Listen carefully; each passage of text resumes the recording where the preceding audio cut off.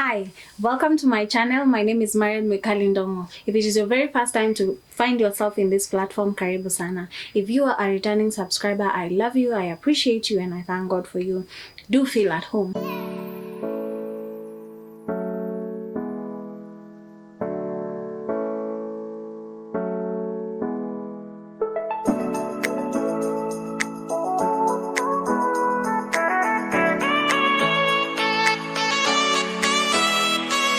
We have been talking about sex, we have heard about your belief system, we have talked about faith, and today I want to combine the three of them.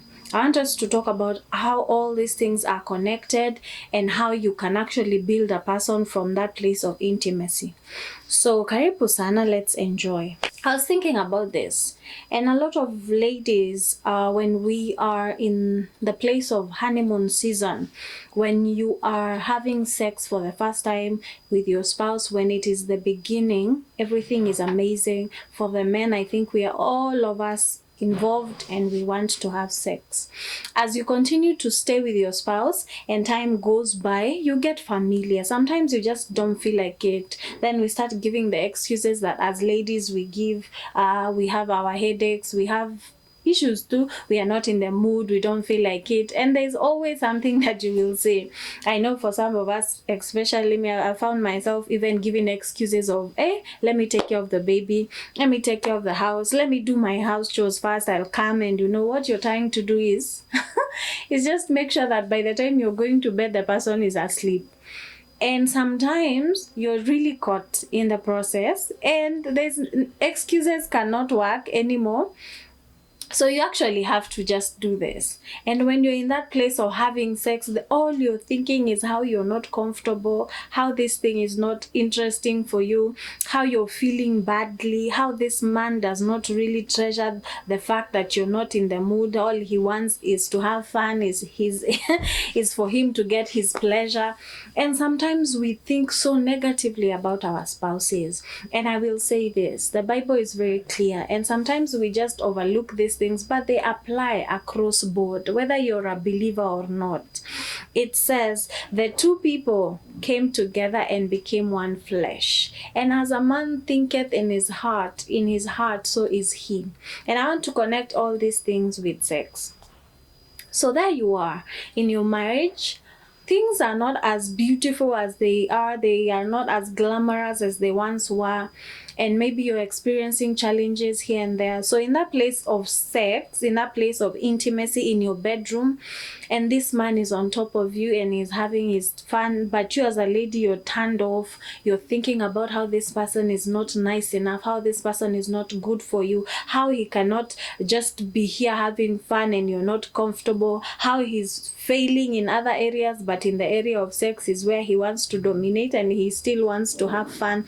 And I know that as women, sometimes we think all negative things about our spouses, and even in the place of sex and intimacy, we are also thinking about all these negative things about our spouses. And the thing is, the more you think negatively about them, the more you continue to project negativity towards them. That is what they become. Remember, as women, we are wombs. We have wombs. We are carriers. So whatever we are carrying, we give it life. We give birth to it. And you're giving birth to negativity. You're causing your spouse, your husband, to be that negative person because that is what you're birthing. Even in your place of intimacy, instead of being one, instead of speaking in one voice, instead of enjoying, you're thinking about negative things. You're speaking how negatively this person is, how he's not successful, how he's not achieving this and the other. And that is what you're birthing as a woman. So today I want us to really consider some of these things, even as we do them, so that we can learn from our mistakes and really get to the core. If you have noticed as a woman, if you have thought of your husband negatively, if you have seen them negatively even in your bedroom, that is the things that they will start to manifest in the physical. You notice that, by the way, you know what, I called him a failure. Now he's losing jobs. He was doing very well financially, but because we are not okay in the bedroom, because even in the bedroom, even when we are having sex, I am not there. I am always speaking down on him, but I am thinking it. he starts to manifest it. So jobs start to disappear. You're no longer as happy as you used to be. Things are not working at all. Now, I want us to connect all these things even with how we are thinking about this person. You have been thinking negatively about them. The scripture is very clear. The two became one flesh. So now you're not just thinking for him, you're thinking as him because you guys are one, okay? So when you think of him as a failure, he begins to fail. Are we together? Because as you think in your heart, as a man thinketh in his heart, so is he. So you're thinking negative things about your spouse. You're thinking how poor and how pathetic they are and how unsuccessful they are. And maybe it's true they're not doing very well, but don't think about them negatively. You have to have the kind of faith that sees things that are not as though they are. It is true that he's not doing well, but I can see him still as a successful person. He is not the MP yet, but I can still see him as a very successful member of parliament. His business is doing well, but I can still see him as a successful business person. And when you start to see him on a positive light, you birth positivity in him. So as I was talking about, as a man thinketh in his heart, so is he. Women, as we are thinking negatively about our spouses, that is who we are thinking like them, because we are one. You know, you are called a helper for a reason. You're to help him, to build him, to support him as a lady. So instead of supporting your husband, you're the one who is putting him down. There's one thing my husband once told me, that when people are thinking badly and speaking badly about me and you support them, you're actually worse than them. Because what you're doing, or you permit them actually to speak like that about me in my presence or in your presence, what you're doing is you are not only putting a stamp. You might not have said the word, but because you have allowed these people to speak negatively about me in your presence, what you're doing is you're telling them, by the way, you know what, it is true. Whatever you're saying, it is true. I might not be the one, you as a wife, you might not be the one uttering the words, but because you've allowed someone else to speak them and you are there and you're like, it's okay, and even maybe you're laughing and someone is just embarrassing your spouse and you're saying okay and you're laughing, you might not really think about it. Maybe you guys have issues in the house, so when that person is speaking, you feel nice because maybe you have gotten someone to like speak on your behalf because you can't speak, and you're there laughing. What you're doing is you're taking that husband of yours, you're putting him on the ground and you're stepping on him, and you're enforcing it even outside there in the public. And there's something I heard when we were going for a seminar somewhere, that when your home is not working, as a wife, as a woman, there's something wrong either with you or with your prayer life. There's something that is not working. The problem is always the women. And I know we want to blame the men. Oh, they're going out there, they're the ones who are cheating, they're the ones who are doing ABCD, they're the ones bringing diseases in the home because maybe they went and had sex outside there and brought it in the home. But you see, you as a woman need to stand in the gap for the man. I've said, as a man thinketh in his heart, so is he. As a woman, what are you thinking about your spouse? Are you thinking how bad he is at something, how poor he is at doing ABCD, how negative things are, and you're not never have you ever sat down and said, you know what, my husband can succeed. My husband has the potential to do this. He's not there yet, but he has the capacity and the capability to do it. All we are thinking about is how negative this person is, how poor he is at talking, how not good he is at dressing up, and you're trying to compare him with everyone else, and all you're doing is just putting him down. You see, we have talked about how you think in your mind, so is he. So as a wife, whatever you're thinking about your spouse, that is who they become, because you're thinking as them. As a man, whatever you're thinking about your wife, because you guys are one, that is who your wife will be. Because when you're thinking on behalf of your wife, you're thinking as your wife. When you're thinking on behalf of your man, you're thinking as him. Because you guys, Bible is very clear, the two became one and became one flesh. So when you're thinking on behalf of the other, you're thinking as them. Be very mindful, be very careful what you're thinking about your spouse.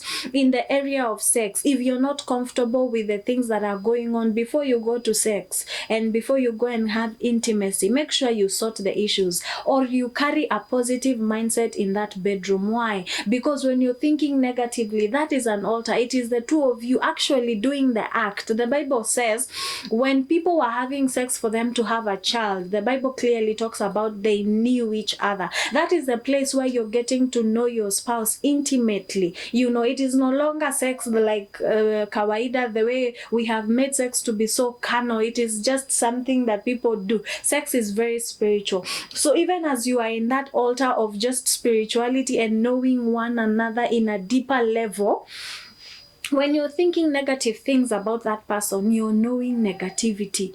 You're not knowing the person that you're supposed to know. And I need us to connect believing with faith, because what you believe, you become. Let this person, what you're believing about them, become positive. Let it be something that you're building in them. They might not be it, and this is what I'm saying. Even if they are not it, see it, believe it, actualize it, have faith, because believing and faith are similar. It is seeing someone like having faith that this person can actually become something. And when you see that person become that thing, you actualize it. So don't enter in the place of sex, in the place of intimacy kawaida, because it is not a kawaida place. It is a place where you can change your husband's destiny. You can change your wife's destiny by what you think.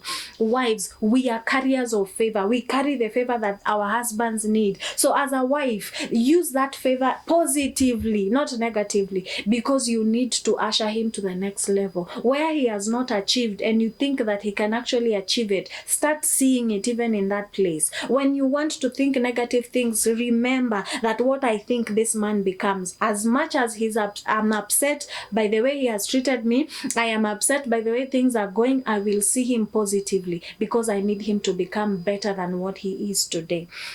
So that is very important. Consider that person, be in that place of considering this person, and know that whatever you're thinking about them, they become. Okay? That is very important. You need to birth positivity in your husband and be very positive, and that is very important. As much as you have seasons that are very hard in your marriage, as much as things are not okay for real, and as much as this person maybe has offended you, has done something that really hurts you, you need to see them positively. I will give an example. When my husband and I started dating, he was doing very well financially. Not well off ile yenye naweza sema ati we would buy a house in Runda, but he was doing okay. He was stable, he was very well, he was handling himself well. When we got into marriage, of course we did not struggle, because our marriage and the way I used to see him was different. It was new. This is my husband. There was respect, there was the love, there was the sex, and it was happening a lot, of course, because it is the honeymoon phase. When we transitioned to the second year, things started changing. I got so familiar with him. I started seeing him for who he is. I started seeing his flaws, and sometimes I didn't even want to have sex. I had my excuses of headaches and I'm tired and leave me alone. I need to sleep. I'm waking up tomorrow, and there was all that. But the thing was, when even I was having sex with him, I would just be absent-minded. I would think about negative things about him, and I would see about how he was not achieving maybe in one area, and I'm wondering, why are you so focused and so interested in the sex, and there's maybe an area of our lives that is not working, that is not doing well.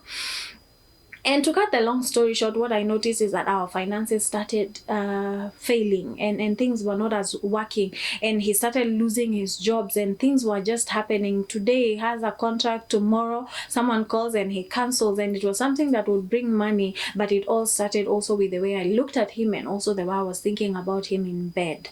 And it really moved and it progressed, and I got to a place where I was like, wow, God, what is happening? I am praying. Am I not? I'm seeking you. I am asking for help. I'm asking for direction. And the Bible is clear: when a husband finds a wife, he finds a good thing and he obtains favor from the Lord. Am I not a good thing? I started even questioning the fact that, am I really the right person for this man? Because all I noticed is that there was a shift. Instead of him growing and developing and becoming better, he was actually going down. He was going down the drain, you know. He had something stable. Now it's no longer there. Why? Why is this happening? Am I the problem? What is wrong? Am I the wrong spouse? And when I was asking myself all these questions, now this illumination came about, now how I was even seeing him and how I was perceiving him negatively. And when I had someone talk about how we look at our spouses and how we think negatively about them, and what we are doing is just ushering them into bad states because of how we think about them. As a wombed man, I am actually birthing the wrong things in my husband. And I started changing. And what I have noticed about the change, it is not actually, we have not gotten there where I can say, wow, wonderful, everything that I have been praying and desiring and just standing in the gap for my husband has actualized, but I've started seeing changes because I've stopped looking at him in that light, in the light where he's a failure, in the light where he's not doing very well, in the light where things are this and the other. And all I am seeing is that God is starting to lift him, God is starting to restore him, and jobs are coming. And even the ones that he has now, at least, you know, there is what I can say, and yeah, this is solid, it is of God, and it is working. And most of us women are there. We found these men doing very well. We found them maybe having 1 or 2, 3 things, and then we got familiar. Maybe you're in your 60 years of marriage, in your 40 years of marriage. So there's what you have dealt with, and we cannot know, including the children, and maybe the way he handles them, and you're not okay with that. And so there's that negativity as women we carry. We are like, you know what, you would have done this better. Maybe you have lost an investment job or something, opportunity, and you're like, I talked to this man, he does not listen, he's so dense, he doesn't hear what I say, and you're there talking negatively. You go sit in a company with other women and you're talking negatively, and you're not doing it because you want to get encouraged and to learn. You know, there are times you actually sit down with someone and say, you know what, my husband has this weakness and I don't know what I can do about it, can we work on it? That is different, because you're looking for a solution, a problem to help, a solution to help with that problem. That is different.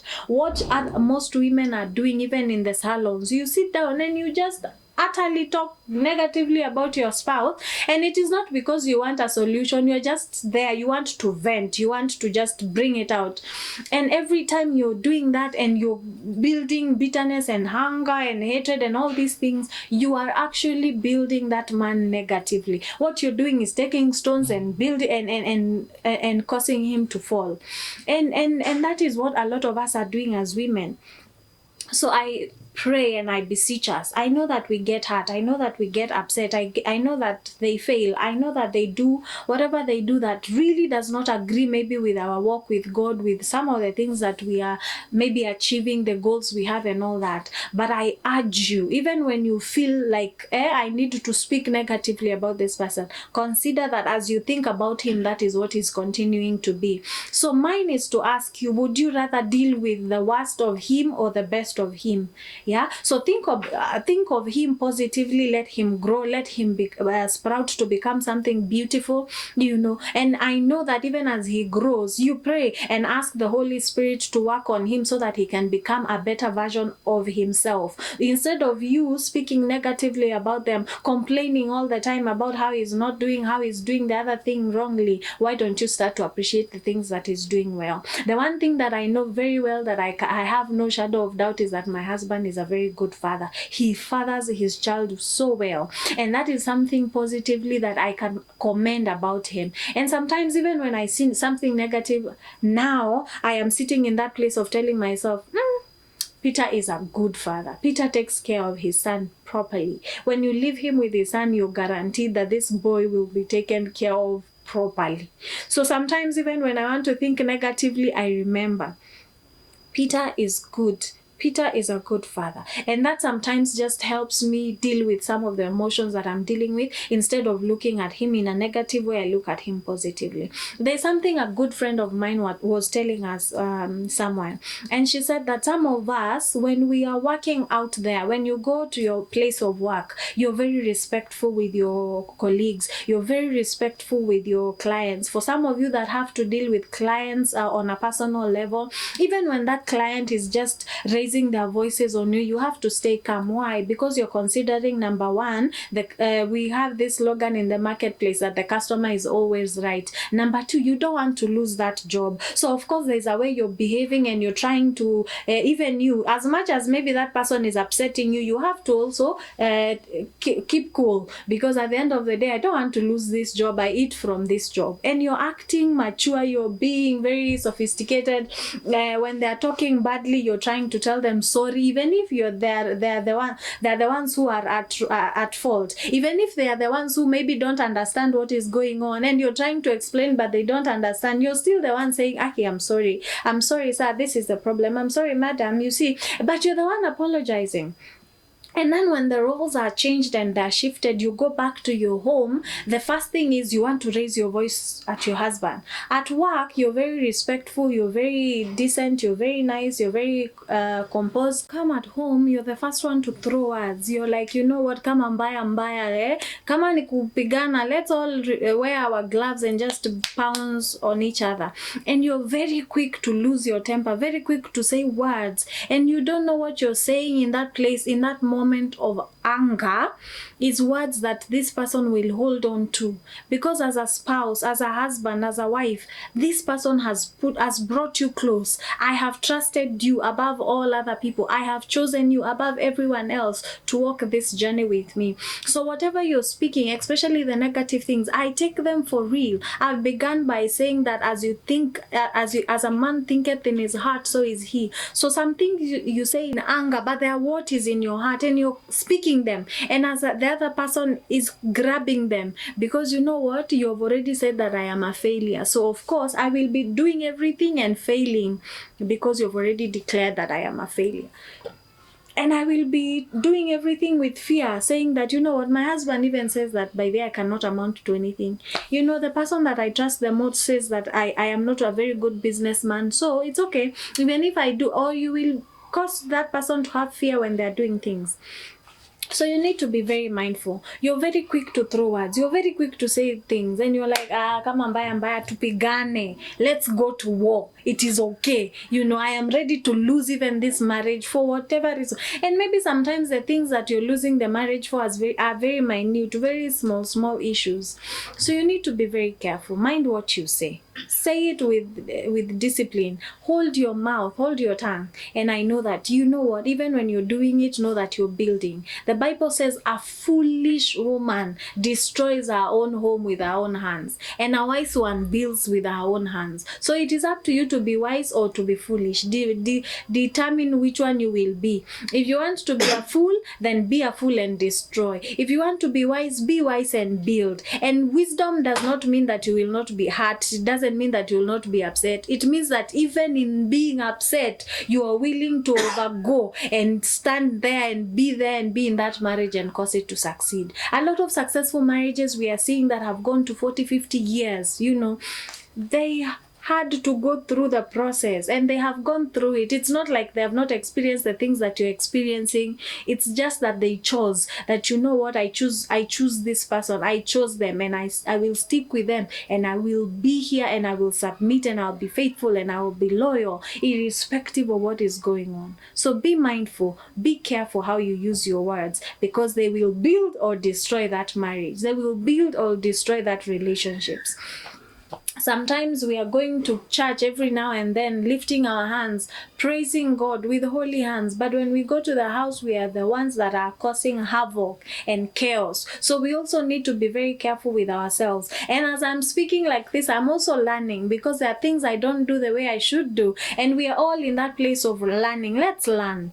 Yeah, let's learn. Let's build. Let's grow together. And I know that our marriages will succeed. Okay? So thank you so much for staying tuned. Thank you for being here. I hope that this particular segment has been helpful to you and to your marriage. I pray for you that as you begin to see your man positively, that you will change the way you look at them from a negative way to a positive way, from the way you perceive them, from the way you carry them, so that you can benefit from what they carry. There's something we were talking with my spouse, and we were saying, you know what, it is such a shame that people outside there are benefiting more from what your husband or your wife carries, because because you yourself are not even a beneficiary. You do not see the value that your person carries. And it challenged me because a friend of mine once came and told me that, hey, your husband is very wise. And for that particular time, ukweli, I had not seen the wisdom. It is because when he's talking, I don't see how wise he is. I was so focused on how he's doing things the wrong way. But when that person came and told me, your husband is wise, when I sat with him for a couple of hours, I gained something from them.